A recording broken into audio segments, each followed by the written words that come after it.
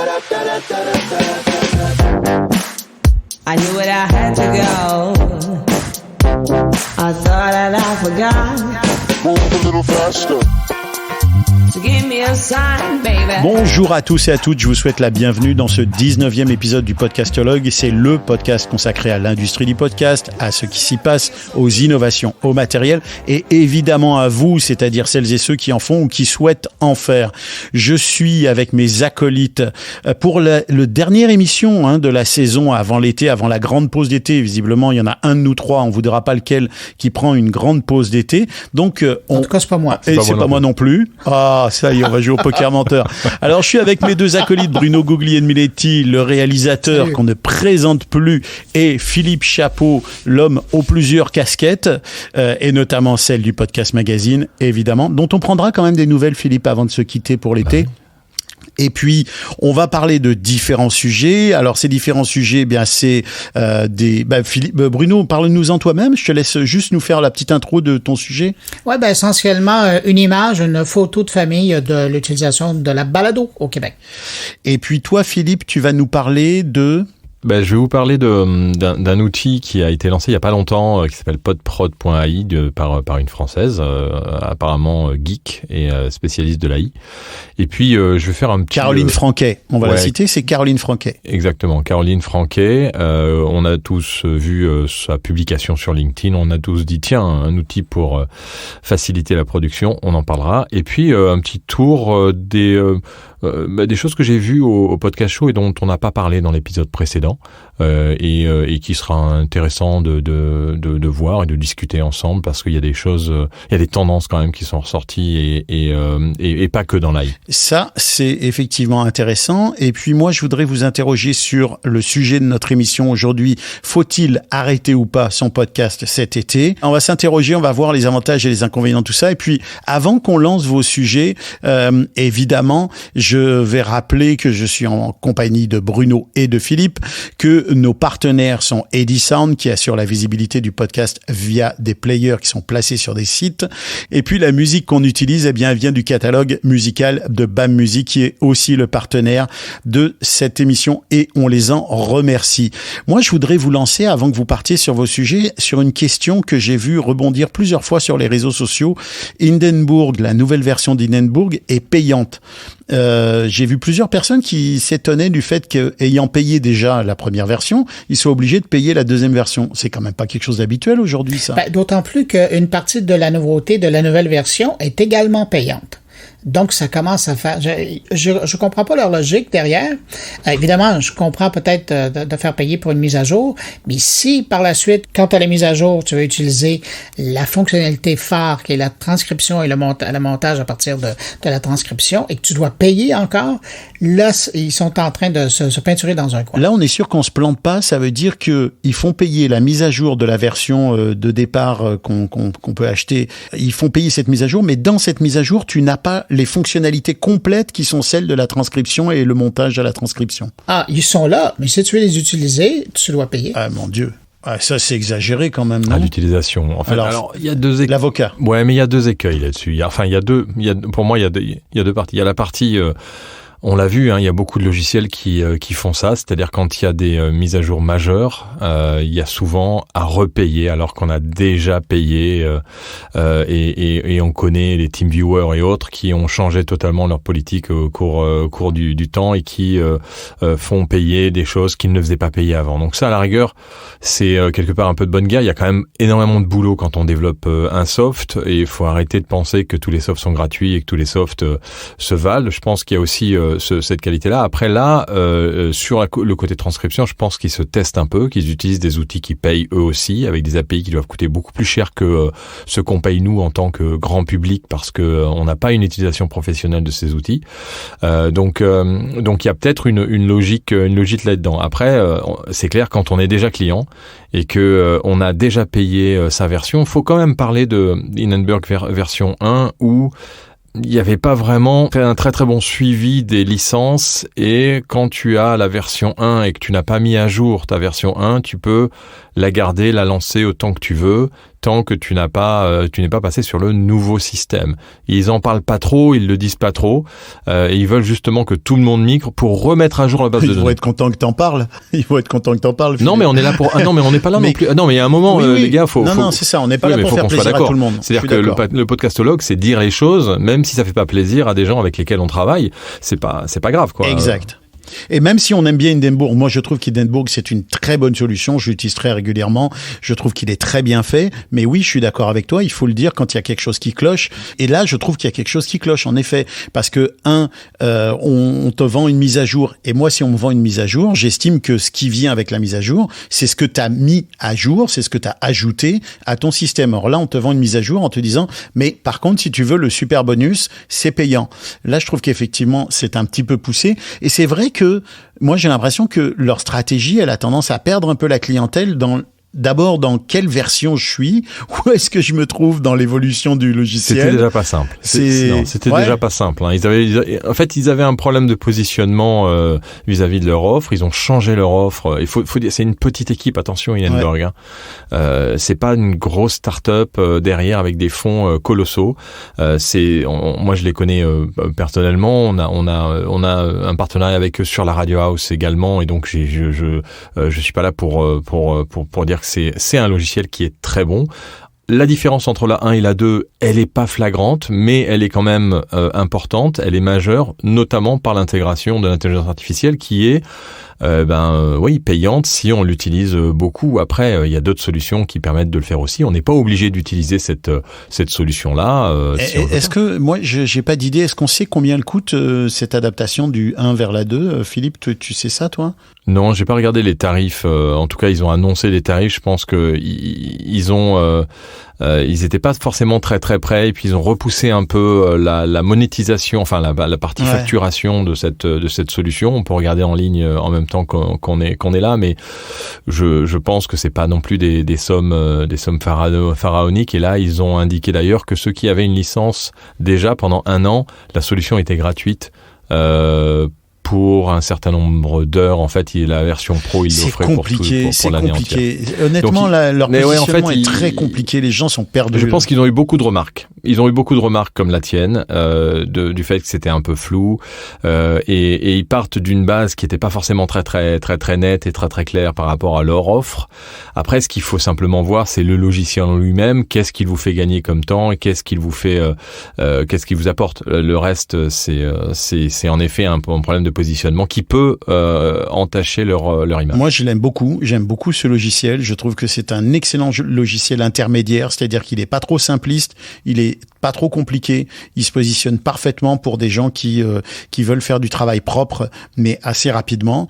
L'autre point aussi que j'entrevois avec ça, c'est que à faire payer des options supplémentaires qui sont déjà accessibles, soit gratuitement parfois, ou avec vraiment des coûts qui sont très très peu élevés, soit qui sont intégrés à d'autres solutions, j'ai l'impression que ta valeur ajoutée, elle est pas si extraordinaire que ça. Puis c'est un peu ce que je vous disais tout à l'heure hors antenne, là, c'est que au fond, on faudrait qu'on ait un jour une discussion sur est-ce qu'on va aller vers des solutions morcelées, c'est-à-dire j'utilise tel logiciel, telle option, telle solution, ou est-ce que on va aller vers des solutions regroupées avec des gros collectifs, des gros logiciels qui vont nous faire un tout en un. Bruno m'avait proposé d'essayer Show Platform, un tout en un, et j'ai renoncé au bout de 4 minutes devant la multitude de possibilités qu'il offrait. C'était trop. Ça m'a semblé beaucoup trop.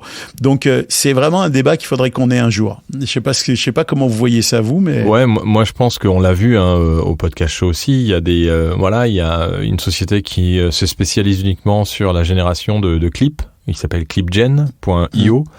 Avec de l'intelligence artificielle, eux, ils sont vraiment spécialisés là-dedans. Donc, si on veut, je pense, des outils très aboutis, qui en effet, il va falloir choisir plusieurs outils. Avoir un outil qui fait tout, je sais pas, est-ce que tu fais la cuisine avec simplement un robot mix et pas avec autre chose? Je suis pas sûr. Donc, il y aura toujours besoin d'avoir des outils spécifiques quand on veut vraiment faire de la nourriture un peu plus élaborée. Ouais, mais le problème avec ça, c'est qu'il y a des coûts mensuels qui viennent avec ces services-là, et ça commence à s'additionner. Ouais. Je parlais, il y a pas tellement longtemps, je parlais avec un podcasteur français qui me disait, Ben là, je regardais ce que ça me coûtait mensuellement. Un outil ici, un outil là, un outil, puis plus les nouveaux qui arrivent. Tu peux facilement te retrouver avec, facilement, là, 100 € par mois pour payer pour différents outils, pour te permettre de te faciliter la vie. Sauf qu'à un moment donné... Et c'est peut-être là que ceux qui vont payer un abonnement un peu plus coûteux chez un hébergeur, qui lui va faire des efforts pour offrir des solutions qui vont être la transcription, qui vont être l'IA pour créer du contenu, pour créer tes descriptions, pour trouver des titres, etc. Bah peut-être que ceux-là finalement ils vont mieux rentrer dans leur argent à terme, et c'est peut-être l'intérêt. D'ailleurs on le voit, Ocha par exemple pousse très très fort avec l'IA, ils font des descriptions maintenant via l'IA, etc. Moi j'ai l'impression que c'est peut-être de là que viendra la solution. Mais bref, je veux pas qu'on s'embarque trop loin dans cette discussion. Non mais c'est le démarrage. Elle est intéressante, elle est intéressante. Du tout en un. Donc, ouais. Puis sachant d'autant plus que je pense qu'il n'y a pas une semaine maintenant où on voit pas un nouveau service débarquer. Certains qui sont vraiment spécialisés et d'autres qui sont des canifs suisses. Alors j'ai vraiment, tu sais, le meilleur exemple, je suis en train de tester là, c'est vendredi que j'ai reçu une invitation, un truc qui s'appelle Aigu, et essentiellement ce que ça permet de faire, c'est que vous rentrez le sujet qui vous intéresse et ça vous génère une vidéo. En allant chercher des images, en créant du texte, vous commandez une vidéo sur le sujet qui vous intéresse, de la longueur, de la durée que vous voulez, et tout ça vous est généré dans la langue que vous voulez. Ça devient, là, c'est presque absurde. C'est assez fou. Mais on en rediscutera de ça. Par contre, ce que j'aimerais, Philippe, justement, puis on s'en parlait tout à l'heure, on se disait que il se crée des compagnies, des entreprises avec des services plus vite qu'on a le temps de les tester. Et moi, j'ai l'impression qu'il y a des gens, malheureusement, qui vont créer des services qui vont déjà être obsolètes au moment où ils vont être en ligne parce que les choses vont tellement vite que c'en est inquiétant. Justement, à ce propos-là, Philippe, on a fait un long épisode que je recommande aux gens d'écouter sur ce qui s'est passé au podcast show de Londres, où on a reçu Marco Paglia de Music Match, qui était vraiment intéressant et qui nous a lui aussi parlé d'ailleurs de solutions de transcription, etc. On voit que tout le monde est là-dedans. Moi, je suis pas sûr que ce volet transcription qui sert après d'appui pour la réalisation, le montage, et je suis pas sûr que ça soit très bon. Par contre, je suis convaincu que la question de la transcription pour la visibilité, la découvrabilité, c'est essentiel pour créer des contenus, pour créer des infolettres, etc. Ça m'impressionne beaucoup. Et je pense que ça, c'est l'avenir. Mais Philippe, toi, qu'est-ce que tu as vu d'autre dont tu nous as pas parlé dans cet épisode-là? Parce que il y avait quand même beaucoup de choses. Il y avait beaucoup de choses. Alors, pour rester dans la thématique du tout en un, il y a une société assez connue. Alors, encore une fois, on en parlait en préambule avant le lancement de l'émission, de la difficulté de la langue. Quand on a un outil qui est en anglais uniquement, c'est pas forcément évident pour des francophones. Mais il y a un outil qui était assez impressionnant que vous pouvez aller regarder, qui s'appelle Captivate.fm et qui lui a une approche assez originale. Pourquoi ? Parce qu'en fait, ils viennent d'une utilisation de leur outil par Global, qui est un groupe anglais de stations de radio qui font aussi beaucoup de podcasts natifs et qui ont développé une solution d'hébergement, de gestion et de monétisation tout intégrée du podcast avec des régies internes et avec la capacité de pouvoir faire ce qu'on veut, autant de podcasts en illimité, et ils facturent au nombre de téléchargements. C'est-à-dire que vous avez un abonnement à 17 € pour 30 000 downloads par mois, avec un nombre illimité de podcasts, de stockage et de listes de distribution. Et ensuite, quand vous montez en poids dans le nombre de téléchargements de votre podcast, eh bien, à 150 000 downloads par mois, vous êtes à 44 € et à 300 000, vous êtes à 90 € par mois. Donc, en fait, ils ont une approche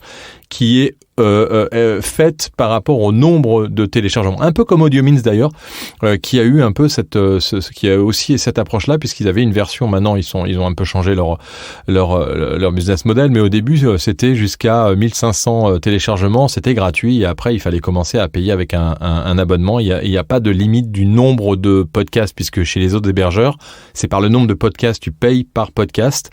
Donc, si tu as 4 podcasts, au final, ça fait 4 abonnements chez Ocha. C'est intéressant, mais par contre, la question, c'est sur quoi ils se basent pour calculer. Ils sont IAB, eux Oui, IAB V2. Donc, ils parlent de ouais. téléchargement IAB, là. Okay, Ouais, parce tout à fait. Ils sont IAB et ils ont en fait le savoir-faire de Global. Ça veut dire qu'ils ont vraiment intégré des outils qui sont très utilisés, qui sont très utiles pour les podcasteurs. Et puis ils ont fait des petits bouquins.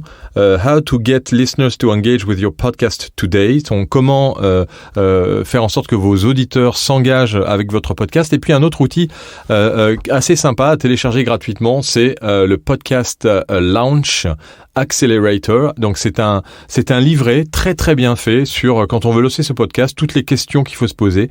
Donc en fait ils ont des outils de vulgarisation pour celui qui veut se lancer, et puis ils ont aussi des outils pour les professionnels, parce que derrière il y a Global qui utilise les solutions puisqu'ils ont été rachetés par Global.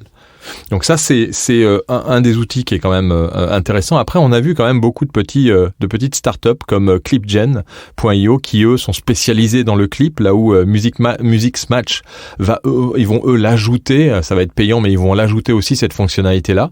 Et il y a une autre société, dont je voulais vous parler, qui s'appelle Limor, Limor, Where Voices Meet. C'est limor.ie.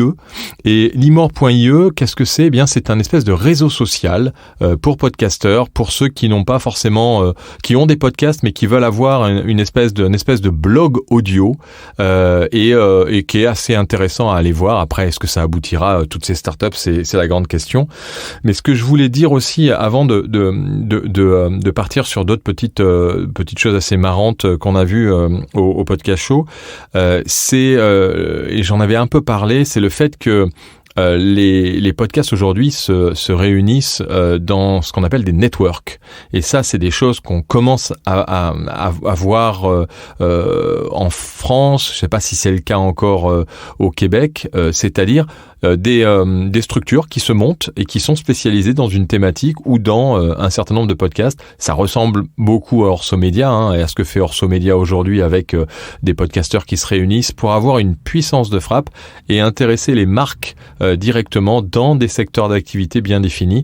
Et je pense que ça structure bien le marché, et c'est pour ça que le marché anglais est beaucoup plus mature que le français. Une sorte de régie publicitaire, Philippe? Thématique? C'est pas une régie. C'est plus un club qui fait ça dans le podcast médical, je pense, dans l'univers médical. Il y a quelqu'un qui fait ça. Oui, c'est MedCheck Studio qui fait ça dans le secteur médical. Tous les podcasts du genre sont réunis dans une sorte de groupement. Oui, sauf que en effet le network fait office de régie publicitaire. En effet, c'est-à-dire qu'ils sont labels, ils défendent les intérêts de ces podcasts et pour avoir passé un moment avec Christopher Siminelli au podcast show, lui je pensais par exemple que chez Orso Média c'était pas exclusif. C'est-à-dire que les podcasts qui étaient chez Orso Média n'étaient pas exclusifs et qu'ils pouvaient aussi vendre leur publicité en dehors. Non, c'est pas le cas. Tous les podcasts de Orso Média sont exclusifs à Orso Média et donc ils doivent passer par Orso Média pour monétiser leur podcast. Donc on est bien dans un premier network qui se crée en France, et je pense qu'il y en aura d'autres, et c'est comme ça que le marché se structure, en tout cas en Angleterre, et qui était aussi et c'est comme ça qui s'est développé aussi aux États-Unis. Donc affaire à suivre. Je pense qu'il y a d'autres idées, il y a d'autres groupes qui se créent, Women and Podcast, sur les podcasts un peu féministes, sur les choses comme ça. Donc à suivre de près, parce que je pense que c'est là que les marques vont s'intéresser à des networks, à des réseaux. Donc on va voir ces réseaux qui vont naître, qu'on appelle aujourd'hui labels. On n'a pas du tout ça ici au Québec, à ma connaissance en tout cas. Bruno, si tu me fais signe si tu as dit quelque chose. Par contre, ce qu'on a qui est différent, c'est Balado Québec. C'est-à-dire que Balado Québec est un agrégateur principalement. Il héberge aussi, je pense, mais c'est principalement un agrégateur. Et donc tu peux trouver sur Balado Québec la plupart des podcasts qui sont des podcasts québécois. Ils agrègent finalement les contenus québécois. Alors c'est intéressant parce que ça crée la famille justement des podcasts québécois, mais on n'a pas ce volet plus structuré autour d'une thématique qui est de dire si t'es dans tel sujet, retrouvons-nous. J'ai l'impression que pour nous, en francophonie, on est trop petit pour ça. Et puis, c'est trop morcelé entre justement la production anglo et franco. Mais c'est une bonne idée, c'est intéressant comme sujet. Je suis surpris aussi d'entendre ce que tu dis, c'est-à-dire que chez Orso Média, les gens qui font partie du réseau sont exclusifs. Ça veut dire qu'ils ont intérêt à fournir un sacré revenu pour retenir les gens, en tout cas un revenu, tu vois, bien solide pour retenir les gens dans une structure fermée comme ça, exclusive. Je me demande, moi, en l'état actuel de la situation, si c'est vraiment si intéressant que ça. Tu vois, Bruno, si on prend l'exemple de Mon Carnet, toi, t'as pas intérêt à te retrouver enfermé dans un groupe comme ça, non? Non, pas du tout, parce que moi, je fais, de temps en temps, il y a des ententes éditoriales qui sont faites avec des clients. Mais j'ai déjà été contacté par c'est pas ce groupe-là, mais un autre groupe français qui représentait un ensemble de podcasts de la tech. Et effectivement, c'est ce qu'on me proposait. Donc, il y a eu des tentatives auparavant, mais Orso est le plus sérieux là, dans la bande. Mais c'est ça. Ça dépend de toi, tu sais. Ça dépend de l'approche du podcasteur. Ouais, après, bien sûr, faut faire attention, bien entendu, parce que on sait jamais. D'abord, il faut vraiment faire attention à la signature, sur combien d'années on s'engage, et sachant que s'il y a des clients qui rentrent, eh bien, on va les envoyer vers le réseau ou les networks qui nous représentent. Donc, on est aussi nous apporteurs d'affaires en tant que podcasteur. Donc, tout ça est à bien stipuler dans le contrat et à bien lire avant de vous engager aujourd'hui dans des structures comme ça. Et ce genre de truc, puis tu fais bien de le mentionner, Philippe, parce que ce genre de structure-là, c'est fort intéressant pour des petits podcasts et des moyens podcasts. Mais quand tu es le gros podcast du groupe, ben essentiellement, tu fais rentrer de la business. Hein. Et c'est là où ça devient pas nécessairement avantageux pour... Ce que ça permet de faire, dans le fond, pour un gros podcast, ça sert à vendre de l'invendu, essentiellement. Ouais, c'est ça. Et puis dernière chose, et puis après on passe à Net Tendance pour que Bruno puisse traiter de son sujet. La dernière tendance qui est sortie du podcast show, c'est aussi les branded podcasts, les podcasts de marque avec carrément une structure qui s'appelle branded podcast et qui était là pour vendre des podcasts de marque, c'est-à-dire qu'ils ne font que ça. Ils s'appellent branded podcast. Il y a même une association. Mais c'est un studio de production. C'est un studio de production, mais ils sont spécialisés dans les podcasts de marque. Ils ne font que des podcasts de marque. Ils ne font rien d'autre. Mais il y en a beaucoup comme ça, non? Oui, il y en a beaucoup, mais il s'appelle Branded Podcast. C'est carrément le nom de la société. Ils ont pris le concept, ils en ont fait un nom. Ouais. Ils ont pris le concept et puis il y a aussi le BCMA qui est en fait une structure Branded Content Marketing Association. Donc il y a des associations qui commencent à se créer sur les podcasts de marque et puis une présence assez surprenante de Sony Music. Sony Music. Voilà, qui était là-bas et qui a carrément fait un petit magazine, de Podcast Show Magazine. Donc quand j'ai vu ça, je me dis tiens. Et puis quand on regarde, mais en fait, ils ne font que des podcasts de marque, ce qui est assez surprenant. Et je suis allé les voir pour leur demander ce qu'ils faisaient ici, si c'était pour de l'habillage ou de la musique ou des choses comme ça. Ils me disent non, c'est que pour nos podcasts de marque avec des contenus et des podcasts que eux co-produisent ou éditent avec différents musiciens, enfin en lien avec la musique bien entendu. Ben merci, je savais pas que Sony était dans le podcast aussi. Ouais, Sony, voilà, ils ont fait un beau petit magazine avec justement. Alors j'ai lu un peu, hein. À l'intérieur, c'est vraiment des trucs qu'on lit très facilement un peu partout sur c'est quoi un podcast, enfin voilà, comment choisir un podcast. Donc c'est des trucs très très classiques, mais ça montre quand même que la maturité encore de l'industrie, puisque Sony Music, c'est même pas le département habillage ou illustration musicale, c'est vraiment Sony Music directement qui était présent sur le podcast show. D'ailleurs, à propos de magazine, si vous avez lu l'excellente infolette du Podcastologue sur LinkedIn, et si vous ne l'avez pas lu, je vous recommande d'aller la lire. Je partage un nouveau magazine qui est sorti, qui va être trimestriel d'après ce que j'ai compris, qui est un magazine qui va traiter du sujet du podcast en anglais cette fois. Et comme les choses sont très bien faites, le nom du magazine m'échappe à l'heure actuelle, mais il me reviendra sûrement au cours de cette émission. Sinon, je pense que c'est un super truc pour vous dire, allez lire l'infolette du podcastologue sur LinkedIn. Et Philippe, tu nous parlais aussi d'un autre magazine, parce que celui dont je viens de parler n'est pas celui dont tu m'as parlé tout à l'heure. Tu viens de nous parler d'un autre magazine encore. Hein. Un petit magazine qui s'appelle Pod Bible, qui est sorti fin 2018, juste avant le pod, dont on s'est inspiré pour créer le pod, et qui était présent aussi au Podcast Show avec un petit magazine gratuit qui parle de plein de podcasts, qui fait des interviews, qui est vraiment dédié 100% podcast. Un format A6 avec très peu de pages, hein, quand même. Il fait 32 pages. Vous voyez, c'est des petits formats, mais à noter quand même, parce que on parle de sélection de podcasts et de ce qui se passe dans l'industrie.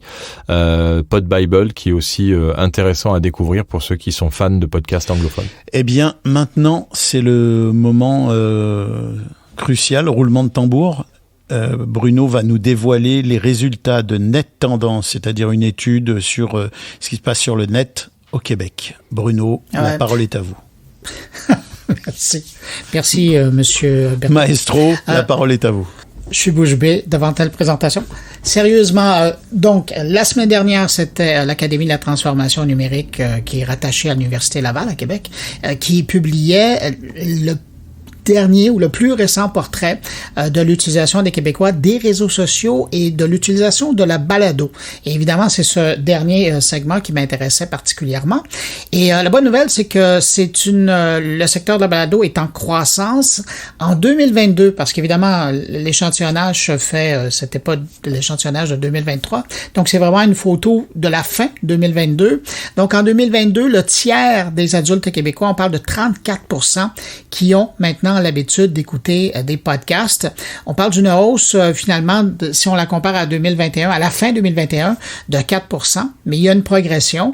Et quand on regarde, et là, c'est là où ça devient intéressant, quand on regarde les secteurs, les types de podcasts où on mesure vraiment une forte augmentation, c'est le moins qu'on puisse dire, les podcasts qui traitent de nouvelles et d'actualités passe de 32% à 49% en 2022, donc le pourcentage de gens qui écoutent ce type de podcast-là.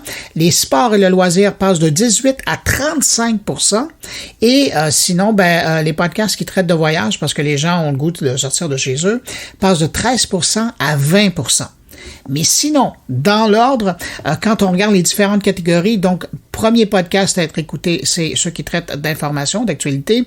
Deuxième, de sport. Troisième, de musique. Quatrième, de comédie. Donc des humoristes. Cinquième, ceux qui parlent de société et culture. Et sixième, quel bonheur, de technologie. C'est 24% des écouteurs. Et le crime, c'est marrant, le crime ressort pas? Le crime, il est beaucoup plus bas. D'ailleurs, il est tellement bas qu'il n'est pas classé nulle part. Le true crime, là, il se ressort pas dans les différentes catégories qui est là. Comme quoi, hein, finalement, il faut se reconvertir dans le podcastologue, hein, j'ai l'impression. Ouais. Mais sinon, quand on regarde le profil... C'est ce que j'allais te demander, le profil. Parle-nous des profils. Ouais, de l'auditeur. On parle principalement d'adultes québécois qui sont âgés entre 18 et 44 ans. C'est vraiment la majorité des gens qui écoutent. Là, on parle de 56%. Évidemment, il y en a dans les deux autres groupes d'âge. Ce sont des adultes qui ont des revenus familiales annuels et qui sont plus de 100 000 $ par année. Et puis, majoritairement des diplômés universitaires. Et puis, finalement, quand on regarde le pourcentage de la population globale, il y a 40% des hommes au Québec qui écoutent de la balado et il y a 28% des femmes qui écoutent la balado. On est sur le profil socio-économique, sur la moyenne sur ce qu'on connaît déjà. Là, il n'y a pas de nouveauté, il n'y a pas d'énormes surprises, il n'y a pas d'énormes changements. Par contre, je suis surpris du ratio homme-femme. J'ai l'impression qu'il est bien disproportionné en termes d'équilibre par rapport aux États-Unis où on est quasiment à 50-50 et je sais pas. Ouais, mais là attention, on parle pas on calcule pas les gens qui écoutent du podcast à quoi ça ressemble. Ouais. On parle de la population en général. Okay. Donc c'est 40% des hommes et 28% des femmes. D'accord. Ok. Philippe, est-ce que tu as un commentaire Non, après, c'est toujours très difficile, ces statistiques. Ouais, je suis d'accord. Parce que, est-ce qu'on sait combien de personnes ont été interviewées, comment sont faits les panels, et voilà, est-ce que c'est dans la rue, est-ce que c'est des panels établis par téléphone portable sur Internet? Et puis même quand on sait ça... Est-ce que c'est des questions ouvertes deux études ne sont pas comparables. En fait, elles ne peuvent être comparables que s'ils ont la même méthodologie et si c'est fait depuis des dizaines d'années, comme peuvent faire des structures comme GFK ou Médiamétrie ou autres Triton qui ont ce genre de statistiques. Et encore, et même, est-ce qu'on peut vraiment toujours... en tout cas, ce qui est certain, et même c'est que Triton, c'est partiel parce les que chiffres finalement, font parler. Voilà, donc Triton ne prennent que les gens qui sont abonnés chez Triton, donc finalement, ça reste très partiel, ça évacue une grande partie du milieu. Bon, il faut des chiffres. Sans chiffres, on peut pas communiquer. Sans communication, on parle pas de. Donc c'est bien parce que on parle de podcast, on parle de l'augmentation, mais c'est vrai que c'est très difficile de parler. Moi, j'ai tendance à, j'aurais envie qu'on parle même plus de chiffres et qu'on parle plutôt de. Et c'est un peu ce que j'essaye de faire dans Podcast Magazine, c'est-à-dire de faire parler les acteurs, ceux qui sont derrière les micros et qui, eux, ont des retours par rapport à leur audience, ont des retours concrets par rapport à la difficulté et les difficultés qu'ils peuvent rencontrer ou les choses fulgurantes qu'ils peuvent arriver à mettre en place avec des événements externes, avec des livres, avec des... C'est ça pour moi qui est tu vois, le meilleur baromètre, le meilleur thermomètre pour vraiment se rendre compte de ce qui se passe, en tout cas dans un pays. Or, on n'est pas... moi, je suis pas au Québec, donc vous êtes peut-être plus en phase avec les Québécois, parce que vous êtes en contact avec eux. Moi, je suis plus avec les Français, parce que ils m'entourent plus, même si j'ai une petite notion des Québécois, mais j'écoute pas des podcasts québécois toute la journée, j'interviewe pas des Québécois toute la journée. Ce que je fais par contre sur la partie française, et donc là, moi, je peux avoir ce fine tuning, en fait, cette espèce d'ajustement par rapport à la réalité. Et donc c'est toujours très difficile. Donc moi, j'aurais envie de plus parler de statistiques, mais de parler plutôt du terrain. Bah, t'as raison. Et puis, tu vois, je vous parlais tout à l'heure de ce magazine là, qui a été fondé. Bah, ça s'appelle Good Tape ils veulent leur mantra là, ils disent on aimerait avoir des histoires sur le podcasting qui ne concernent pas seulement l'aspect commercial des choses, qu'est-ce qui fait qu'on peut avoir un podcast à succès, mais aussi qu'est-ce qui se passe quand on échoue. Je veux raconter des histoires culturelles où on parle de son, d'influence, d'essais, etc. Donc on est vraiment dans cette logique là. Moi on est toujours partagé avec ça. D'abord on a besoin des sondages et en même temps on les haït un peu parce qu'on sait que c'est toujours partial ou pas très bien calculé. Et en même temps, on sait bien que le podcast, c'est un média d'influence et donc que cette influence, elle a un résultat très positif en dehors des statistiques et en dehors des chiffres. Et c'est beaucoup là-dessus qu'on mise. D'ailleurs, on le voit moi je le vois avec le podcastologue, le nombre de contacts qui s'ouvrent, le nombre de propositions, le nombre de gens avec qui je discute grâce à cette émission, c'est vachement intéressant et c'est un vrai apport. C'est pas quantifiable, mais c'est mesurable en tout cas. Donc c'est vraiment intéressant. Alors ça n'a rien à voir avec My Good Tape, on est d'accord, hein, qui est une solution de transcription automatique. Je parle du magazine là. Tu reviens sur le magazine. Non. Non, ça n'a rien à voir avec My Good Tape. Et l'une des cofondatrices s'appelle Alana Hope Levinson. Et c'est elle qui a donné une entrevue dans The Verge. Et c'est ce qui fait l'objet d'une partie du podcastologue, de l'infolette du podcastologue, épisode 11 dans LinkedIn. Abonnez-vous, rabonnez-vous, mettez des pouces bleus. On va faire nos animateurs de vidéos YouTube. Si on passait à notre sujet, est-ce qu'on a épuisé? Ah non, Philippe, il en a des choses à nous raconter. Philippe, tu voulais nous parler un peu plus de PodProd. Oui. Parlant de services en ligne. Parlons de PodProd, un des nombreux services qui a été créé très très récemment et qui est une solution française. Ouais. Alors, on l'aime oui, déjà. on l'aime déjà et puis on félicite quand même les équipes de Caroline Franquet qui est un peu une spécialiste de l'AI, une geek, comme on peut voir sur son profil, et qui a comme objectif de faire en sorte que ton podcast devienne le numéro 1. Elle a travaillé chez Génération Do It Yourself pendant un peu plus d'un an et puis voilà, donc elle a cofondé aussi le collectif Pouce, et elle se lance donc dans cette PodProd qu'elle a communiqué sur LinkedIn. On l'a tous vu, donc on l'a contacté, et puis on a essayé d'envoyer des fichiers, un fichier qui était pas très propre, qu'on a reçu de nos amis de Spiritland Production, où votre son était très bon et le mien était un peu en deçà. Avec Marco, on était vraiment en deçà, donc je lui ai envoyé ce fichier. Vous étiez dans un univers bruyant là, il faut le dire déjà. Oui, et puis je pense qu'il y avait il enregistrait très bien vos sons et les nôtres étaient un peu en deçà. Par contre, il avait envoyé des fichiers séparés et là les fichiers séparés étaient très bons quand il y avait que nos voix, et donc il y avait un mélange à faire. Et donc avec ce fichier mélangé, elle a ouvert une fonctionnalité qui n'existe pas encore sur podprod.ai, et qui a été assez impressionnante. Donc quand j'ai récupéré le fichier et que je l'ai écouté, ça a vraiment fait un gros travail que tu as dû faire aussi toi, Stéphane, sur les fichiers, parce que les niveaux étaient pas exactement les mêmes, je suppose, et on en a parlé un peu. Tu m'as dit que tu l'avais un peu retravaillé pas mal.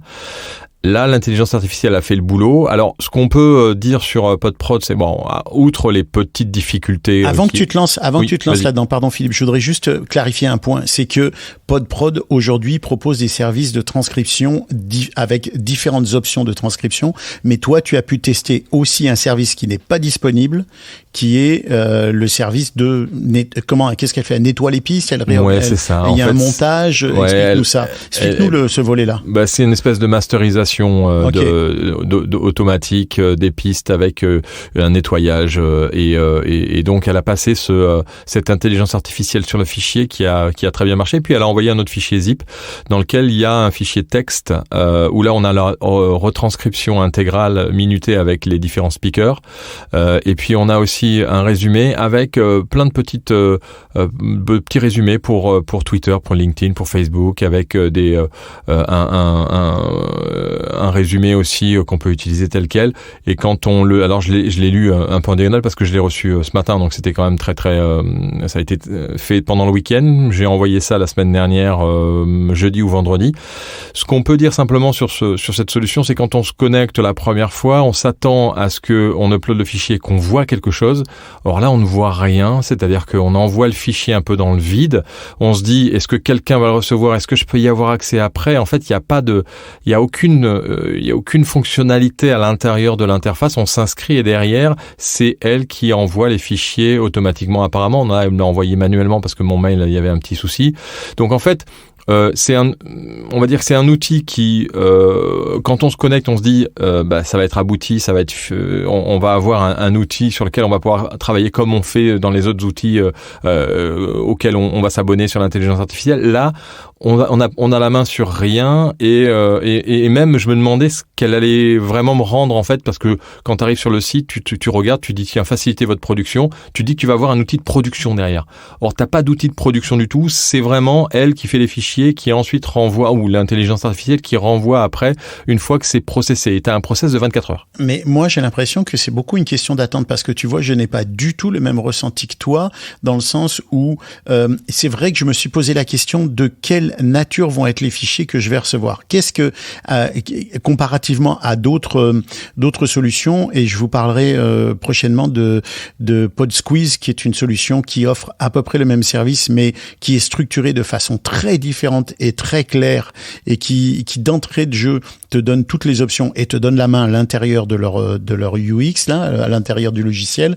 Là, j'avais compris, moi, que j'allais injecter mon épisode et que je recevrais des fichiers. Alors, c'est vrai que c'est une une façon de travailler qui peut paraître surprenante. Tu le vois pas s'afficher à l'écran, t'attends 24 heures et tu reçois quand même des choses intéressantes parce que tu reçois des propositions de titres, puis pas qu'un seul, une bonne quinzaine de titres, le descriptif de ton épisode avec plusieurs options encore une fois. Tu as les extraits minutés, effectivement, comme tu disais. Puis il y a les captions, là, c'est-à-dire finalement des posts préformatés pour chaque réseau social, pour Facebook, pour Instagram, pour Twitter.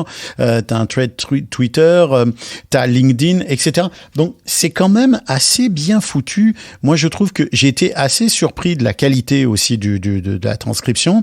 C'est pour ça que je l'ai interrogé pour savoir s'il y avait une intervention humaine, parce que quand même c'est très très propre. Et puis dans l'autre partie, finalement, t'as la transcription complète de ton texte qui est soit minutée, soit en version non minutée, en format texte TXT. C'est plutôt pas mal, moi j'ai trouvé. Et puis une version VTT pour le sous-titrage. Exact. Et j'ai été moins déstabilisé que toi par la plateforme, mais même si je comprends bien que effectivement, comparativement à d'autres où ça se fait sous tes yeux et où en quelques minutes tu peux avoir un résultat, c'est un peu plus, ça pose des questions. Oui, et puis je pense que l'UX, alors c'est peut-être le démarrage, et c'est un peu ça que je trouve entre guillemets dommage, même si on va saluer quand même cette structure qui se lance et qui démarre, c'est que elle soit pas partie peut-être sur une bêta avec un certain nombre de personnes comme nous qui pouvons tester, et là on dit c'est du bêta et donc ça va évoluer avec des choses qui vont arriver. Là on part sur un produit où on se dit c'est un produit final, puisqu'on peut carrément, moi j'ai carrément mis la carte bleue quand même, j'ai fait comme si j'étais un utilisateur lambda, et au bout de 7 jours tac, t'es facturé. Donc en fait tu t'attends quand même à voir quelque chose de différent, et avec surtout au moins où tu vois ton fichier que tu as uploadé. Là, tu vois rien en fait. C'est-à-dire que tu as uploadé, tu as dit ça y est, c'est uploadé, et ensuite on te dit même pas, on te dit voilà, vous allez recevoir les fichiers, mais t'as rien d'autre en fait. T'as pas d'endroit où aller pour avoir par exemple une explication de point 1, point 2, point 3, point 4, et avec en fait c'est sans fioriture. Alors c'est peut-être voulu, mais ça n'est pas affiché comme une version bêta. Mais bon, voilà, on est là pour accompagner plutôt que de juger. C'est pas un jugement, c'est vraiment l'impression que j'ai eue. Toi, t'as pas eu la même impression, et c'est très bien de pouvoir en discuter de cette manière. Mais quand même, quand tu vas sur leur site, c'est quand même il y a une clarification, c'est-à-dire le front, que oui. Ah oui, tu vois, on te dit, il y a un descriptif, il y a des transcriptions, il y a des captions, il y a des extraits avec la mise en avant des meilleurs épisodes, et donc on te dit que c'est capable de traiter des épisodes en français, en anglais, etc. C'est quand même... Oui, mais t'as pas de back-office, si tu veux, où après, quand tu rentres, tu retrouves tes fichiers, tu retrouves tes trucs. MyGoopTate, tu vois, qui fait ça, c'est très simple aussi, c'est sans fioriture, et tu vois quand même, enfin, t'as des éléments visibles. Donc là, et puis après, je lui ai dit, et donc elle va certainement faire les modifications. Quand tu vas sur Term of Use ou Privacy Policy, c'est des liens qui sont pas actifs. Donc tu peux te poser un certain nombre de questions sur le fait que la plateforme a été lancée un peu rapidement et sans afficher que c'était une version bêta. Moi, ça me gêne pas tant que ça. C'est sûr que il y a des options. On est sur un logiciel payant quand même après les 7 jours d'essai. Donc c'est vrai que ce côté-là, il faut que c'est surtout ça. Si c'était gratuit, j'aurais pas dit ça, tu vois. Enfin, mais là, dans la mesure où on engage 7 jours sa carte bleue. Ah ouais, je comprends. Moi, je l'ai questionné. Je lui ai posé quelques questions aussi en complément des tests qu'on a fait, et puis donc elle m'expliquait que je lui ai demandé quand on reçoit le logiciel, quel est le processus finalement qui a mené à la rédaction de ce logiciel, parce que quand même il faut souligner le fait que la qualité de la transcription est très très bonne. Moi, les quelques erreurs qu'il y avait dans le fichier étaient vraiment des erreurs difficiles à détecter, notamment de Marco, c'est ça, notamment sur un nom, tu sais, le nom d'une entreprise de Podcastix par exemple, qui a été mis avec un X alors que c'est CS à la fin, ce qui n'est pas évident phonétiquement. Donc, vraiment, les transcriptions ont été très bien faites. Donc, elle me dit que, évidemment, ça traite via l'IA, qu'elle a mis en place un système qui permet d'envoyer directement par courriel. Alors, toi, tu as manifestement eu un problème avec ton courriel, puisque tu n'as pas pu le recevoir automatiquement. Et puis, qu'effectivement, elle compte ajouter d'autres services pour permettre aux clients d'auto-publier sur leur plateforme directement directement. Donc je pense qu'on est vraiment dans une version bêta, et c'est vrai que la seule chose qu'on pourrait lui donner comme conseil, c'est de rajouter tout simplement qu'elle est en version bêta, en version test en ce moment. Les conseilleurs sont pas les payeurs. Oui, hein, c'est ça, mais c'est moi, facile de dire quand on lance une boîte. C'est parce que c'est plus facile de le dire, puis à la limite c'est bien de l'entendre aussi parce que ça peut servir. Moi, j'aime bien recevoir des conseils de gens qui regardent les choses de l'extérieur. Mais je trouve que c'est une belle solution. La plateforme est sympathique. C'est un produit français. C'est quelqu'un qui a, comme elle me le disait justement, je lui disais, est-ce qu'il y a quelque chose que tu voudrais dire en particulier par rapport à ça? Elle me dit, tu sais, ça vient quand même d'un vrai besoin qui est né de mon expertise. Et c'est en train de devenir une entreprise à part entière. Donc c'est vachement intéressant. Moi, je trouve qu'il y a quelque chose dans cette histoire qui est très saine, qui s'est très bien déroulée. C'est-à-dire qu'elle a conçu un système, puis elle se rend compte que ça fonctionne bien, puis elle se rend compte qu'il y a une demande, puis elle le lance. Alors, et oui, on le sait, on est bien placé pour savoir que rien n'est parfait. Nous-mêmes, au Podcastologue, on s'est ajusté. Moi, je me suis ajusté une paire de fois et on va continuer de s'ajuster. Toi, Philippe, tu as testé avec le Podcast Magazine des versions, puis tu sais bien combien tout ça est difficile. Donc, on peut que l'encourager, je crois, et souligner que c'est une version vraiment intéressante de ce qui s'en vient. Bruno, tu veux dire quelque chose à ce sujet-là? Oui, Stéphane, j'aimerais ça que tu rappelles le nom du service parce que vous en parlez depuis le début. Ça s'appelle PodProd.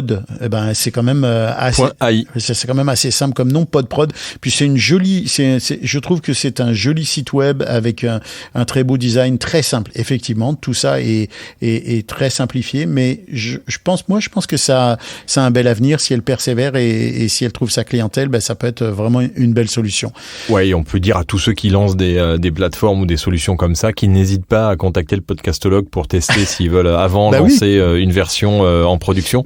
Même nous, ça nous fera plaisir. Moi, je pense qu'on peut le dire comme c'est-à-dire que ça nous fera plaisir de tester, d'essayer, de faire des retours, de faire des feedbacks. Moi, j'ai de plus en plus de gens qui m'écrivent pour nous demander des feedbacks et pour demander des tests. C'est vraiment chouette. Des marques aussi qui m'écrivent pour demander des tests. On en reparlera bientôt, mais je trouve que c'est constructif. On essaye toujours d'être constructif. Puis ce serait dommage de se passer de l'expertise de Philippe et du maestro quand on lance un produit.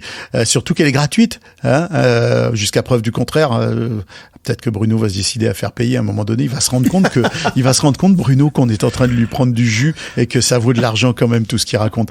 Bon, à propos de prendre du jus, que ça vaut de l'argent et tout ça, qu'est-ce qu'on fait cet été? Alors moi, je vous ai annoncé que compte tenu des vacances prolongées à la française du professeur du podcastophile, on allait faire une pause sur nos rendez-vous à 3, bien qu'on fera peut-être quelques petites choses exceptionnelles, des bonus dans l'été, mais les podcasts actu vont continuer. Je vais aussi diffuser des entrevues que j'avais mises en boîte et que je n'ai pas encore diffusées. Donc il y a des entrevues très intéressantes qui s'en viennent. Mais qu'est-ce que vous conseillez aux gens qui ont un podcast récurrent comme nous pour l'été? Est-ce que vous leur conseillez de persévérer, de continuer, de maintenir les épisodes, ou de faire une pause carrément, ou de changer de formule, ou c'est quoi le conseil de tonton Bruno et de tonton podcastophile? J'aime bien l'appellation. C'est sûr que, sachant que le succès d'un podcast est souvent en lien avec la fréquence de publication et l'habitude qu'on développe, moi, je conseille toujours à quelqu'un, s'il a le choix, de poursuivre la publication de matériel sur sa chaîne. Et l'idée là-dedans, et tu l'évoquais dans ta question, si ce n'est que de ramener des choses qui n'avaient pas été diffusées, ça c'est un exemple, mais aussi peut-être de varier la formule. Mais l'idée là-dedans, c'est qu'il y a une récurrence qui est importante. Il y a une présence dans les oreilles des auditeurs, surtout les abonnés, ceux qui font le choix de s'abonner. Alors, si à un moment donné, tu décides de fermer l'usine pendant 1 mois, pendant 2 mois, ça doit être l'été. Après, quand tu vas recommencer, il y a des gens qui vont s'être désabonnés. Il y a des gens qui vont t'avoir oublié. Et ça va être plus difficile à avoir. Alors, moi, c'est une habitude que j'ai pris. Tu vois, mon carnet, là, c'est là depuis septembre 2016. Et tous les étés, je suis là. Je pense qu'il n'y a pas un été où j'ai arrêté de diffuser, mais je me permets de proposer différentes formules. Est-ce que tu as enregistré en avance? Est-ce que tu t'es mis du stock et tu l'as programmé? Non, mais je te donne un exemple. J'ai été la semaine dernière animer un événement à Chicoutimi, là, au Saguenay, qui traite de l'intelligence artificielle artificielle. Alors, j'ai fait enregistrer le dernier panel avec 9 participants et donc l'édition de la semaine prochaine, c'est une édition spéciale d'1 heure où on va avoir 9 personnes qui sont calées dans l'intelligence artificielle dans différents secteurs et qui vont venir nous parler de ça et faire un partage de savoir. Ben ça, je dirais, ça vaut une fortune pour les gens qui s'intéressent à l'IA et c'est une valeur ajoutée que j'amène et ça va remplacer une édition. Alors évidemment, ça je la prépare cette semaine et je vais la programmer et les gens l'auront dans leur oreille la semaine prochaine. Mais sinon, le reste de l'été, moi je suis là parce que particulièrement dans mon domaine en technologie, c'est fou, mais ça arrête pas la tech pendant l'été. Il y a toujours des nouveautés, des nouvelles entreprises, des nouveaux services. Alors moi personnellement, je peux pas m'arrêter. Alors je me dis tant qu'à pas arrêter, je vais continuer à faire bénéficier les auditeurs de cette information-là. Tu feras comme Molière, il va mourir sur scène. Oui, Toi, mourir devant le micro. Moi, je vais dire en fait une chose assez bateau et assez simple, mais ça dépend de la promesse qu'on a fait à ses auditeurs. Et c'est ça le plus important en fait. Donc il n'y a pas de règle. Par contre, ce qui est certain, c'est qu'il faut l'annoncer suffisamment tôt aux auditeurs et aux auditrices. Donc si tu prends des vacances, t'as le droit de dire à tes auditeurs que tu prends des vacances. Et t'es pas obligé de leur refoutre des rediffusions si tu penses que la promesse que tu leur as faite est d'être avec eux de manière régulière. Si par contre tu dis bah tiens il y a vraiment des épisodes que j'aime bien et que j'aimerais bien vous rediffuser, tu gardes aussi la promesse et tu les trahis pas parce que tu le penses vraiment. En fait, il faut faire comme tu penses au fond de toi et plus tu vas faire comme tu penses au fond de toi, plus tu seras honnête avec ton audience, mieux ce sera et mieux ça passera. Et ceux qui programment des choses, qui s'obligent, qui mettent en place des rediffusions parce que l'algorithme fait que, ouais, ok, super, mais au bout du compte, on sentira si c'est vraiment foncièrement quelque chose de créé ou quelque chose qui vient parce que tu as vraiment envie de leur faire des rediffs. Puis à la limite, si vous décidez de faire des rediffusions, assurez-vous d'au moins réenregistrer l'ouverture pour mettre en contexte ce que vous faites. Mais ça va exactement avec ce que je dis, c'est-à-dire que si t'as vraiment envie, ça veut dire que tu prends le temps aussi de recontextualiser ce contenu et de leur donner quand même un peu des choses en leur disant si je prends celui-là, c'est pas parce que je rajoute dans mon titre rediff ou que je change dans mon descriptif le descriptif pour me remonter en référencement. D'ailleurs, vous savez que ça c'est un truc maintenant qui apparemment fonctionne très bien. De quoi? C'est de changer le descriptif. Exactement, pour le référencement. Mais ça, mais c'est des choses, qu'on peut utiliser parce qu'on a envie de monter dans les algorithmes. Mais ce qui est important au fond, encore une fois, c'est pas la quantité, même si on aime être écouté et qu'on fait du podcast pour être écouté, c'est pas la quantité, c'est plutôt de faire en sorte que ceux qui t'écoutent, la promesse que tu leur donnes et ce dont tu leur parles quand tu leur fais un épisode est logique par rapport à ce que tu as fait depuis le début et que tu ne déroges pas à cette règle de respecter ton auditoire. La promesse à l'auditeur, c'est ce qui est le plus important. Moi, je crois qu'il y a un truc intéressant aussi, c'est de se dire, les vacances, c'est une période différente. qu'on peut continuer à vouloir écouter nos émissions, mais on peut peut-être avoir envie d'écouter les choses différemment. Par exemple, tu vois, moi, je me propose cet été de faire des épisodes courts dans lesquels justement je vais tester des solutions. Un épisode sur une solution, sur un logiciel, sur une application ou autre. Je pense que ça peut être chouette aussi de continuer à avoir cette présence-là. Moi, j'ai eu la chance ou la malchance d'avoir enregistré plusieurs épisodes d'entrevues vachement intéressants que j'ai pas eu le temps de diffuser jusqu'à aujourd'hui. Donc, on va les diffuser pendant cet été. Donc, au fond, on va avoir du contenu qui va être original, qui va être un peu différent, qui va permettre peut-être aussi de tester, parce que si ça se trouve, on va se dire, tiens, les gens ont vachement aimé les épisodes tests, puis moi, on va me dire, j'ai bien aimé ça cet été, puis peut-être que ça permettra de s'ajuster. Non, mais peut-être que mais c'est subtil, hein. T'es en train de dire que Philippe et moi, peut-être qu'on reviendra pas en septembre. Mais non, mais vous serez toujours jour. C'est ça, en fait, qui va changer. D'ailleurs, Bruno, c'était très sympa de faire le podcastologue avec toi. Mais vous êtes des piliers, vous ne pouvez pas changer. Vous êtes les fondations de cette structure. Non, c'est le podcastologue, c'est toi. On sait que nous sommes que des pièces rapportées. Donc, podcastophile. Non, mais en fait, moi, je pense que par exemple, ça va me permettre d'ajuster. Je l'ai ajusté au fil du temps. J'ai créé les podcasts actu. Puis, est-ce qu'il y a trop de podcasts actu? Est-ce que le podcast actu devrait être... C'était quoi finalement les réponses des auditeurs? Parce que tu as fait un sondage. Qu'est-ce qui t'ont dit? Ça a bien marché. Il n'y a pas eu de réponse. Non, mais ça a bien marché. Non, j'ai beaucoup de feedback justement là-dessus où les gens aiment ça. J'ai eu des injonctions contradictoires. C'est-à-dire qu'on m'a dit fais-en moins souvent. Autant qu'on m'a dit fais-en plus souvent. Ouais. Donc au résultat, je ne suis pas capable de savoir. On démontre encore une fois que les tests n'ont pas vraiment beaucoup d'intérêt. Non, mais ça, t'es en train de me faire penser. À une certaine époque, j'avais dit, est-ce que je scène, parce que mon carnet, c'est toujours 1h, 1h30, là, comme format. J'ai dit, est-ce que je tranche ça en 2 versions, donc version actualité et version entrevue? Est-ce que je coupe ça en petits morceaux et j'en ai à tous les jours? Et finalement, ça avait fini 1 tiers, 1 tiers, 1 tiers. Donc, j'étais pas plus avancé avec ma consultation. Non, mais c'est ça. Donc là, j'ai autant de gens qui me disent non, fais-en plus que de gens qui me disent fais-en moins. Alors, je suis bien embêté avec ça. Ceci dit, tu sais, on essaye de faire au feeling, puis je comprends maintenant pourquoi notre podcastophile s'appelle podcastophile, parce que c'est podcastophilosophe.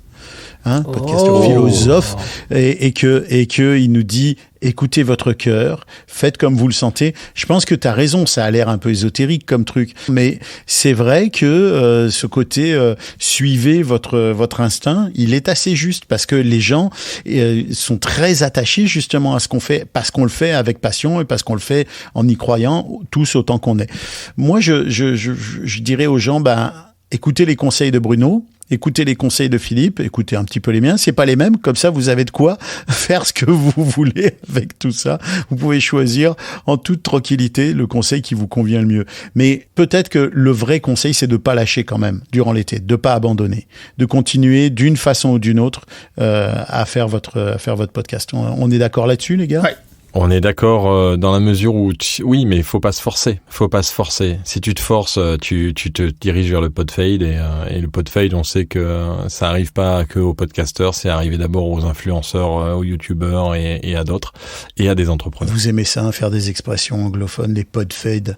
Ouais, mais donne-moi l'expression en français. Non, je sais pas moi, la lassitude, le trop plein, La balado-lassitude. La balado-lassitude. La balado-lassitude. Balado-lassitude. Voilà, on a trouvé c'est une chanson, c'est digne d'une chanson d'Alain Souchon, ça.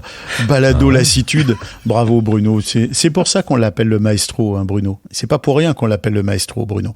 Bon, messieurs, on arrive presque à la fin de cette émission, puis je vois que vous avez pas envie de quitter parce que vous savez que c'est la dernière de l'été. Bah ouais. On n'a pas envie de te quitter, quoi. Et puis après, tu vas faire des trucs tout seul, sans nous.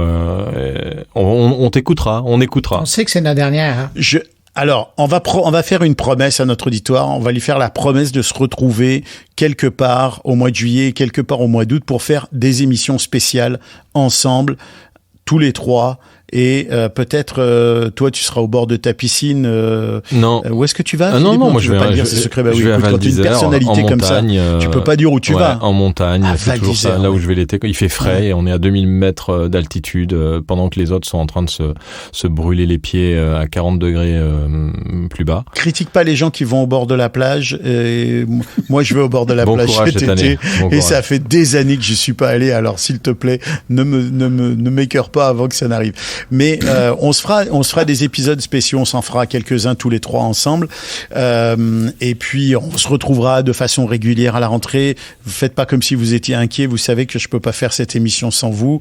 Ça c'est non, mais clair. Nos contrats n'ont pas encore été renouvelés. Non, c'est vrai, mais j'hésite parce que j'ai vu les augmentations que vous me demandiez et je suis pas sûr de pouvoir suivre le cours de la bourse là. C'est en fonction de tes écoutes, Stéphane. L'inflation, c'est ça, bien sûr. Ouais. Bien sûr. Alors Alors, avant de terminer cet épisode, quand même, je voudrais prendre des nouvelles de notre podcast magazine national. Philippe, qu'est-ce que ça nous dit? Écoute, ça nous dit qu'on a eu une réunion avec les cerveaux cette semaine et on est en train de finaliser la couverture du numéro 3. On est en train d'avancer sur les dernières rédactions de tous les rédacteurs et ils ont reçu un mail d'ailleurs à ce sujet avec toutes les informations qui permet de pouvoir nous envoyer les articles à temps. Et on. T'as reçu le billet de Montréal? Écoute, le mail a été envoyé, donc. Ah, c'est drôle parce que j'ai rien reçu. Ouais, ben non, mais si, puisque c'est dans la semaine que tu vas le recevoir, donc c'est en cours en fait. Ah, okay, tu vois, d'accord. c'est l'avantage de. Oui, tu sais, Bruno, on est en léger différé. C'est ça. Il n'est pas habitué encore au podcast. Bruno, il croit qu'il est à la radio. On est en léger différé, donc tu vas le recevoir. Voilà. Okay. C'est prévu. Ah oui, non, mais je l'ai reçu. Oui, voilà, il est très fort, Philippe. Il est très fort, Philippe, parce que moi, j'y croyais vraiment qu'il les avait envoyés, les trucs. Mais il était déjà aujourd'hui, jeudi, il était déjà à la diffusion. Il nous a bluffé. Moi, je suis à la diffusion, là, je sais pas. Donc voilà. Et puis, sortie prévue en octobre. Faut aller voir, il y a des nouvelles fonctionnalités qu'on a ajoutées sur la boutique pour ceux qui sont des studios de production et qui veulent mettre en avant leur podcast dans Podcast Magazine 3. Et puis, il y a une super option, invitez Philippe dans votre podcast. Vous pouvez aller voir. C'est un petit clin d'œil. Mais Philippe, est-ce que ça veut dire que la nouvelle édition va sortir juste avant le festival? Oui, on sort le podcast magazine numéro 3 avant le festival, le Paris Podcast Festival.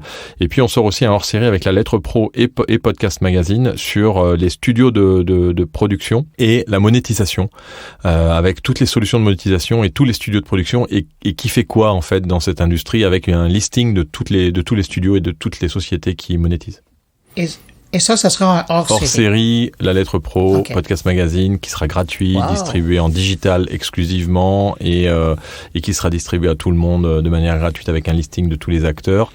Qui sortira. Et ça sera quand, ça? Pour le Paris Podcast Festival. Il sortira juste avant le Paris Podcast Festival. Donc en fait, parce que dans Podcast Magazine, on voulait faire une sélection des studios de production, mais on voulait faire quelque chose de plus exhaustif, avec vraiment c'est quoi un label, c'est quoi une agence, c'est quoi un studio de prod, c'est quoi un solopreneur. C'est un peu, il y a beaucoup de choses. C'est quoi une boîte qui monétise? Quand on est et producteur et monétisé et qu'on monétise, quand on est hébergeur et qu'on monétise, il y a vraiment un peu un mélange de choses. Donc on va essayer de clarifier tout ça et de faire un listing assez exhaustif de tous les acteurs qui aujourd'hui sévissent en francophonie dans le secteur du podcast. Il va s'appeler Podcast. C'est très intéressant. Et dis-moi, c'est quoi cette histoire d'inviter Philippe dans votre podcast? Parce que Philippe, il est déjà invité dans un podcast. Non. Ça s'appelle le Podcastologue. Oui. Alors là, tu t'invites dans les podcasts des gens. Non, en fait, je me suis mis un challenge, c'est d'essayer d'être dans 30 podcasts d'ici la sortie du prochain Podcast Magazine numéro 3. Et donc j'ai mis 30 produits dans la boutique qui est tout simplement inviter Philippe dans votre podcast. J'en ai déjà eu 3, hein. Sans communiquer, j'ai déjà eu trois personnes qui m'ont sollicité pour que j'intervienne dans leur podcast. Alors c'est pas pour parler de Podcast Magazine, hein. C'est pour parler podcast en général, pour parler du sujet de leur podcast, parce que je suis un peu multicasquette aussi. J'ai fait plein d'autres choses dans ma vie et j'ai plein d'autres choses à raconter que de parler de Podcast Magazine. Mais c'est bien entendu pour aussi faire parler de Podcast Magazine et faire parler du podcast en général. Et ces 30 entrevues d'ici quand? D'ici la sortie du magazine numéro 3, d'ici octobre. Bon, ben tu peux mettre une 4e parce que je t'invite sur mon carnet. Ah ben, c'est certain. Tu peux aller sur la boutique et cliquer parce qu'en fait, après, il y en a que 30. Même Bruno, il faut qu'il réserve comme tout le monde sur la boutique. Non, mais c'est quoi ça? Non, mais c'est pour le te maestro, montrer il passe pas par les boutiques. La concurrence, hein, c'est fou. Je te jure. Mais Philippe est rendu là. Dur, hein. Mais j'ai pas encore communiqué dessus. Hein. J'ai simplement envoyé à la newsletter l'information et puis là je vais commencer à communiquer à partir de mi-juin. Donc j'ai peut-être une chance de l'avoir comme invité sur mon carnet. J'ai peut-être. Oui, ben comme on est quasiment à la mi-juin, hein, puisque on est bien dans l'épisode du jeudi. Ouais, mais j'attends que Retex Summit passe et après on y va. Bon, ben c'est des bonnes nouvelles, ça. Moi, je peux pas t'inviter dans mon podcast. J'ai pas de podcast puisque je partage le siège avec vous trois. Tiens, t'imagines, je parle de moi la troisième personne. C'est beau, ça. Il est temps qu'on arrête. Il est temps qu'on fasse une pause. Il est temps qu'on fasse une pause, les amis. Mais avant de terminer cet épisode, je voudrais lancer un message très amical et un encouragement à Mélanie Young qui lance le pouvoir du podcast, un podcast qui donne des conseils et des recommandations. Alors, Mélanie Young, elle a un un studio, elle a créé Bonjour Podcast et elle vient d'annoncer sur les réseaux sociaux et notamment sur LinkedIn, j'ai vu ça hier ou ce matin, qu'elle lançait un nouveau podcast qui s'appelle Le Pouvoir du Podcast, dans lequel justement elle va parler des gens qui font du podcast, elle donne des conseils. J'ai écouté un épisode où elle parle d'ailleurs du podcast de Marc, des conseils pour le podcast de Marc.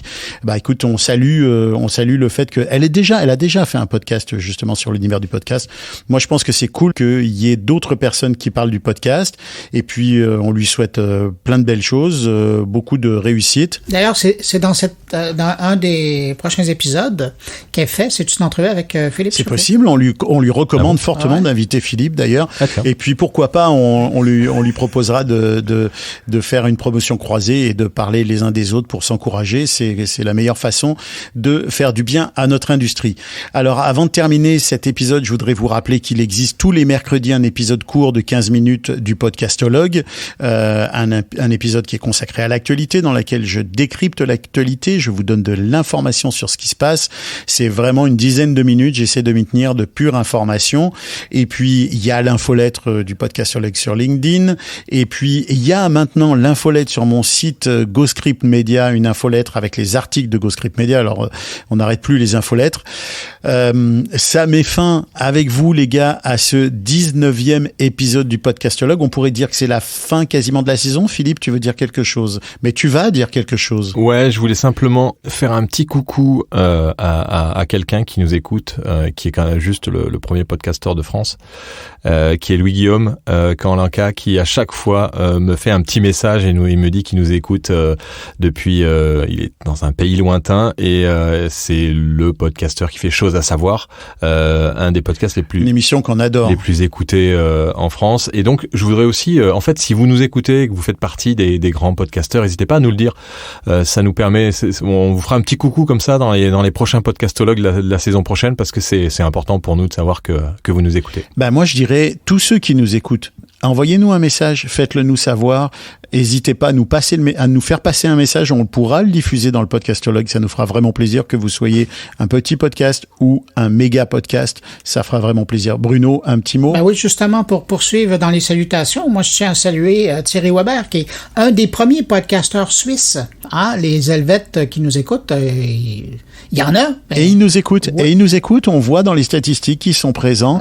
Ouais. Et Thierry, on lui fera une place à la rentrée parce que c'est quelqu'un d'important dans le milieu du podcast. On a souvent des discussions très intéressantes sur LinkedIn, toujours super pertinent. Et il fait partie, avec toi, Bruno, de ceux qu'on pourrait qualifier j'essaie de trouver un mot, j'aimerais ça que tu sois poli, là, de personnalité notable et légèrement ancienne de l'univers du podcast.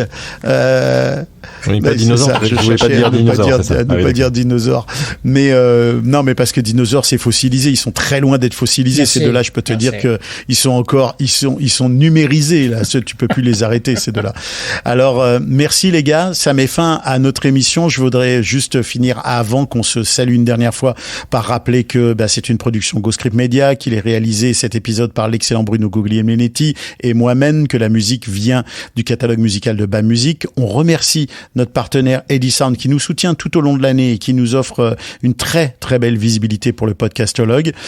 Les gars, si j'ai du mal à terminer ce dernier épisode, il va falloir m'aider. On peut rester encore un peu. Non, mais on peut.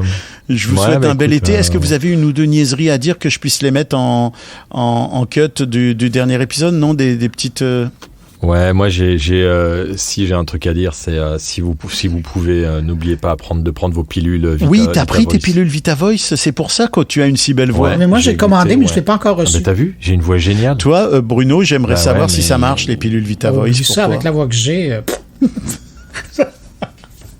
Non. Mais peut-être que tu vois, il va revenir à la rentrée, ça va faire bonjour, je m'appelle Bruno Guglielminetti, j'ai un tout petit peu changé de voix. J'ai mangé trop de Vita Voice.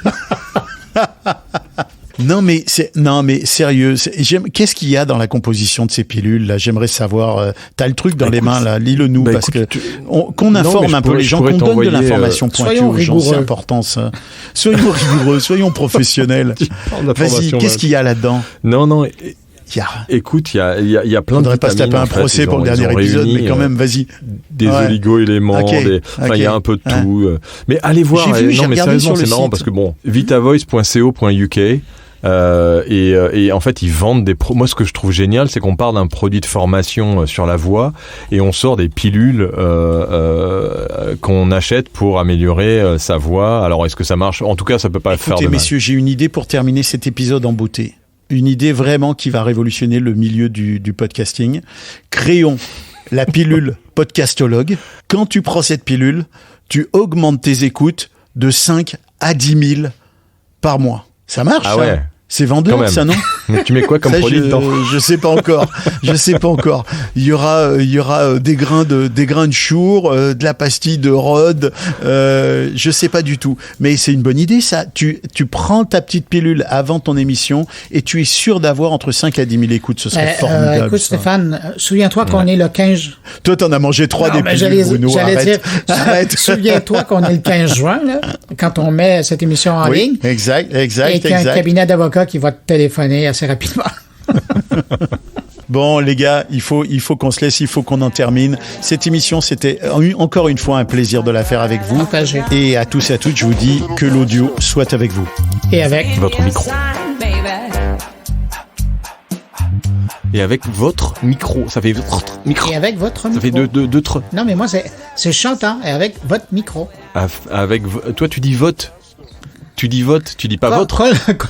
Con il vostro micro. Pas vote. Non, tu dis vote, tu dis pas votre. Moi, je dis votre, donc évidemment, on n'est pas.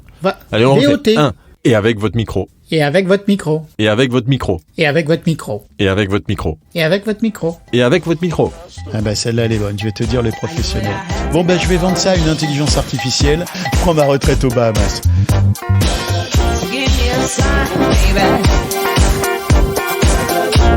I wish that I could step inside. Move a little faster. Oh, why? Move a little faster.